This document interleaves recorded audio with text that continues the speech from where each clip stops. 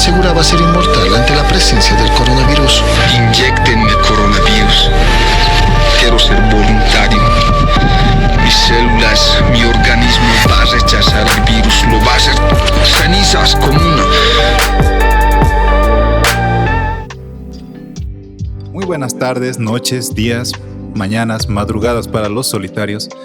En este segundo episodio del Mate de Coca podcast les traemos una temática bastante interesante, que es la crisis moral en tiempos de COVID. Independientemente que nos escuchen en YouTube, Spotify, Apple Music, Apple Podcast, Google Podcast y un mogollón más de plataformas que no tengo a la mano. Esperamos que este tema sea de su interés, que le haga pensar y reflexionar sobre el día a día que estamos llevando todo el mundo en general este tiempo. Entonces, para comenzar, aquí viene Leo para introducirnos al tema. Usted se preguntará por qué crisis moral en tiempos de COVID. Estos changos disidentes que quieren interpelar a su propia sociedad. Bueno, entendemos como moral a la jerarquía de valores que tienen todos los individuos, que está determinada, 1, por la religión, 2, por las ideologías políticas que puedan tener todos los individuos, y 3, por las normas institucionales que tienen las sociedades, como las leyes o las creencias, los mitos, etcétera, que determinan el accionar de todos, ¿no? Como sociedad. Y ciertamente nosotros, hemos visto que todos nos hemos enfrentado a disyuntivas, ¿no? A crisis de qué está bien y qué está mal. En este mundo globalizado donde no podemos concebir un bienestar colectivo, es porque las empresas transnacionales quieren seguir lucrando, donde el capital se ha enfrentado al bienestar colectivo de todos, nos hemos visto en la necesidad de plantear de diferentes disyuntivas que se han presentado en estos tiempos de COVID para, analizarlas y reflexionarlas y ver qué normas nos rigen y qué pesa más en nuestra jerarquía de valores, ¿no? El lucrar o la vida de todos. Como primer punto a tratar, hemos identificado esta dualidad o este dilema moral, si lo queremos llamar de mejor manera, de muchos actores en nuestra sociedad, ¿no? Que tienen que elegir entre la disyuntiva de respetar la cuarentena y la crisis sanitaria o llevar un sustento a su familia, ¿no? Quizás muchos de los que están escuchando este podcast no hayan tenido que enfrentarse a eso, ¿no? Quizás muchos de nosotros tenemos la suerte de poder teletrabajar desde casa o de percibir un sueldo fijo cada mes que nos permita seguir viviendo, ¿no? Pero esa es la realidad de menos del 10% de la población en nuestro país. Y tenemos al otro 90% que nosotros mismos como sociedad quizás no queremos creer que viven del día a día. No queremos creer que si no salen a trabajar, si no salen a comerciar, mañana no van a tener algo que comer, ¿no? Porque es muy cómodo hablar desde nuestra perspectiva, donde podemos abrir nuestro refrigerador y encontrar comida, donde podemos ver nuestro estado de cuenta y ver bastantes ahorros, donde a pesar de los gastos mensuales en este tiempo de pandemia, aún podemos ahorrar, tenemos el lujo de ahorrar. Hay muchas personas que se matan trabajando, que tienen que salir porque estamos en una crisis económica que los golpea duramente y ya se dedican simplemente a subsistir. Ya no tienen la suerte de ahorrar. Y claro, toda esta problemática resignifica para mí 2 términos, ¿no? 1, la empatía, y 2, qué concepto tenemos del bienestar del otro, ¿no? Porque probablemente si hubiera sido otro tipo de crisis donde, claro, puede persistir esta visión individualizada del mundo, no habrían protestas en Facebook, en Instagram, así contra estos incivilizados que no respetan la cuarentena, que salen a trabajar y nos causan el COVID. Claro, porque en realidad en esta crisis en particular, que los otros no salgan a trabajar o a seguir propagando la enfermedad, tiene una incidencia directa en mi salud, ¿no? Porque si la enfermedad se sigue propagando, es como que eventualmente me va a llegar. Exacto. Pero te hace plantearte en qué condiciones está el otro y por qué no puede afrontar un confinamiento muy largo, ¿no? No te hace plantearte, debería hacer plantearte, ¿no? Y es lo que queremos lograr ahora. nos planteemos y quizás agarremos un poquito más de empatía con todos aquellos que no tienen tanta suerte como nosotros. O cuestiones como que, claro, el 70% de la población boliviana sí tiene agua potable en su casa y sabemos muy bien que el lavarse las manos es una de las grandes herramientas para mitigar la pandemia. Pero ¿qué pasa con ese otro 30% que no tiene la suficiente agua potable como para lavarse después de cada vez que entra, que llega de la calle, ¿no? Claro, ¿no? Y hay familias que no tienen la suerte, o sea, imagínense, no tienen la suerte de poder lavarse las manos en su casa y les estamos pidiendo que se queden encerrados ahí en condiciones quizás no infrahumanas, pero son muy duras, ¿no? Y pucha, ahí también viene esa falsa moralidad de muchas personas que dicen, no, pero es que ellos han elegido vivir así, o no, pero es ¿Por qué no emprenden? ¿Por qué no emprenden? O, no se esfuerzan, son unos solajos. ¿quién les manda a vivir en una zona donde no hay agua? O sea, no sé, esa es parte de la falsa moralidad. No se cuestionan los determinantes estructurales que llevan a una persona a vivir en ese tipo de lugares o a tener ciertos accionares, ¿no? O sea, ellos igual ven las noticias y saben que la enfermedad mata gente, pero a pesar de ello, el hambre, o sea, si vemos cómo nuestros medios de comunicación así bien fantoches van a filmar a los comercios que siguen abiertos. Justamente hace unas noches veíamos de una señora que tenía su pollería abierta que lo reñía al periodista, ¿no? Y le decía, ¿qué vienen acá ustedes? Yo tengo que comer, mis hijos están muriendo de hambre, o sea, y claro, eso, o me muero de hambre o muero por la enfermedad. Claro, ¿y cómo se sentiría usted si se va a la cama sabiendo que sus hijos tienen hambre? Sabiendo que hoy día no han comido o no se están alimentando, o sea, ¿a usted le parecería bien? ¿Le parecería correcto? ¿Qué culpa tiene ese sector de nuestra sociedad? O opinan como muchas personas que no deberían reproducirse porque son pobres. No sé, ese es un tema muy delicado, muy complicado, pero que vale la pena analizar y que vale la pena que todos nosotros nos vayamos cuestionando. Una visión muy malthusiana de la sociedad. Y claro, o sea, sí es muy conflictivo que salgan, no sé, estrellas internacionales como Messi, que te dicen, no, quédense encerrados, pero claro, es muy cómodo estar encerrado desde la comunidad de tu mansión, con miles de dólares para subsistir en una pandemia. Y claro, ¿no? Del otro lado están las familias hacinadas, 7 personas en un cuartito que las obligan a estar encerradas, ¿no? Entonces, en un cuartito de 7 cuartitos, en una casa que tiene 7 cuartos, y en cada cuarto hay 7 personas, por lo menos. Por otro lado, para los adoradores del dios mercado que asigna los recursos eficientemente en todo lado, también hemos visto bastante especulación en estos tiempos de COVID, donde los que no tienen ingresos para pagarse la internación en una clínica privada mueren en las puertas, o no les dejan sacar, o a los familiares no les dejan sacar los cuerpos de las clínicas privadas, donde se ha especulado con fármacos. Y claro, ahí viene esta crisis de que, oh sí, disfruto del capitalismo y de defender a mis patrones. El libre mercado. Pero claro, cuando rigen las leyes de la oferta y la demanda, cuando un bien o servicio es escaso y hay mucha demanda de él, el precio empieza a subir un montón y claro, ahí ya no queremos el libre mercado, pero sí en otros aspectos, ¿no? Y creo que sobre todo en esta pandemia se ha mostrado la voracidad del mercado, que es indolente ante los sentimientos y las necesidades, aunque sean de vida o muerte de las personas, ¿no? Exacto, y pucha, es lo que más me da, no sé, rabia, como rabia o como diría el buen amigo Santo, me da acidez ver esos comentarios en redes sociales. ¿Cómo pueden lucrar con la salud de los otros? Es como si esperaran que el libre mercado o el famoso liberalismo tuviera una moral intrínseca, ¿no? Que está bien que el mercado se autorregule como un ente misterioso, sin la intervención del Estado o sin la intervención de regulaciones, para ciertos casos, pero para estos casos donde me afecta a mí como individuo, debería mantenerse y respetarse un precio establecido, ¿no? Entonces ahí entramos hasta en dualidad y en incomprensión de ciertos conceptos. Y es que sí, esto no solo se ve en el contexto local, sino en el mercado internacional.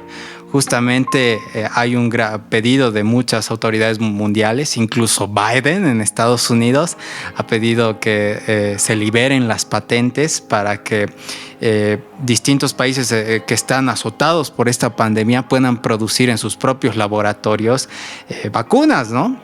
Y claro, el típico discurso de empresario, no, se va a desincentivar la inversión privada en futuras pandemias, porque claro, si nos quitan ahora las patentes, en una futura pandemia ya no vamos a querer investigar, ¿no? Y claro, o sea, ahora las farmacéuticas están defendiendo el lucro privado a costa de la muerte de muchas personas en el mundo.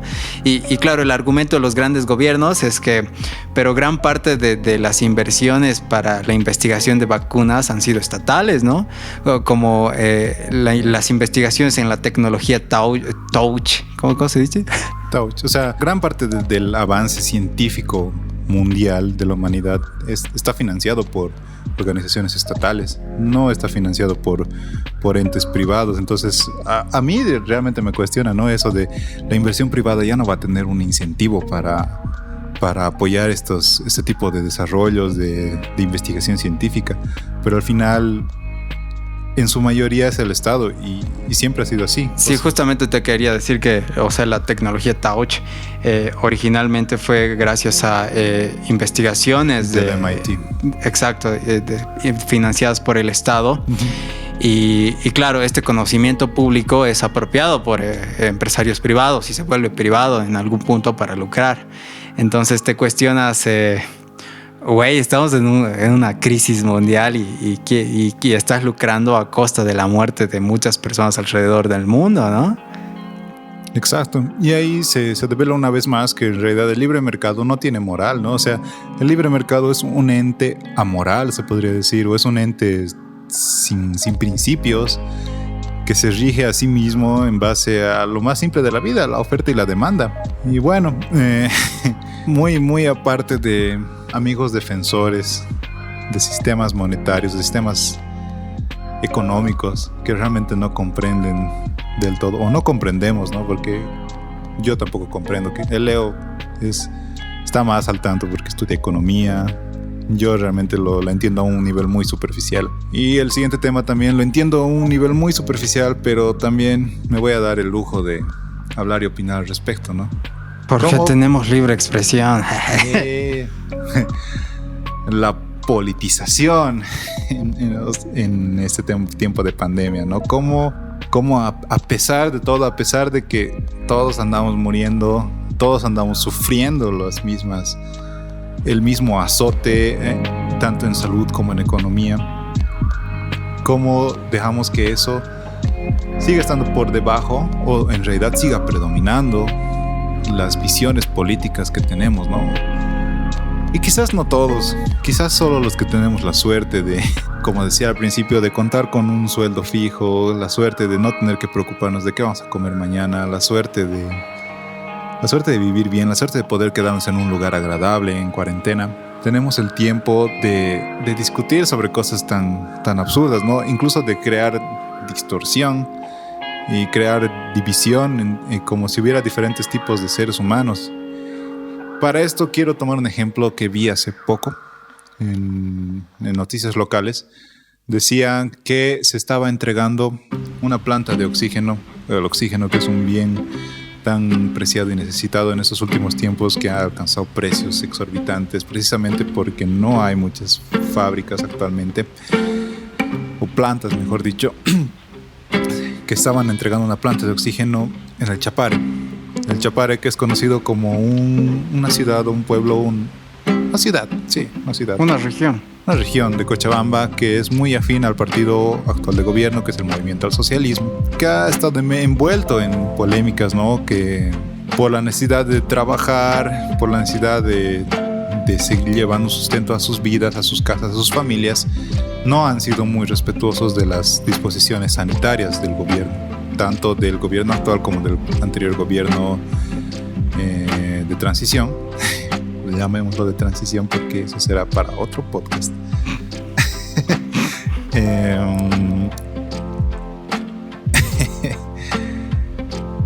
tienen esa mala fama de que les vale, ¿no? O sea, la gente de las ciudades grandes, ciudades capitales, como que les tiene hasta rabia, porque consideran que ellos son los culpables de que estemos viviendo todo esto de alguna manera.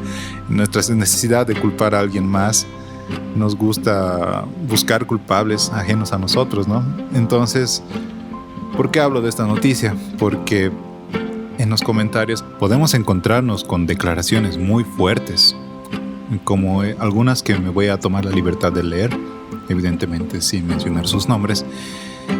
Aquí un amigo internauta nos dice: en Cochabamba la gente se está muriendo por oxígeno. Cercado tiene el 75% de la población y estos yuncus ponen con nuestros impuestos plantas de oxígeno donde no se necesita en este momento y en donde no pagan un peso de impuestos. Ese es el socialismo. Y un emoji vomitando. Otro comentario menciona: justo la provincia que no paga impuestos se beneficia con un elemento tan carente para los cochabambinos. Pero ellos no son cochabambinos. Es decir, el Chapare está en Cochabamba, para empezar, por si no se han enterado. Otro comentario menciona: ¿qué es esto realmente? ¿Por qué beneficiar al trópico? Algo oculto en todo esto. No entiendo su redacción. Voy a volver a empezar. ¿Qué es esto realmente? ¿Por qué beneficiar al trópico? Algo oculto en todo esto. Esa planta debería ser en Cochabamba para los cochabambinos que pagamos nuestros impuestos. O sea, ahí vemos ese patrón, ¿no? La diferenciación del cochabambino, del chapareño, del ciudadano de primera y segunda clase. Rudo. Otro comentario: inverosímil, una planta de oxígeno a 4 horas del eje metropolitano donde se concentra la mayor cantidad poblacional. Un lugar donde, entre comillas, el virus no existe, no genera impuestos, siguen los elefantes blancos, una vergüenza. Y claro, ahí se da un fenómeno muy peligroso, que es la fascistización de la sociedad, como en la época de los nazis, cuando se deshumanizaba a los judíos. Vemos una clara deshumanización del adversario político, ¿no? Y creo que eso no es saludable para ninguna democracia y es un fenómeno muy exaltado por personajes profundamente violentos como... Bueno, eso será para otro podcast. Pero sí vemos que hay un discurso bien violento en redes que, o sea, a pesar de que me caigan mal y de que diga lo que diga acerca de ellos, son seres humanos igual, pues, ¿no? Y que sufren, que tienen hambre, que se enferman igual que nosotros.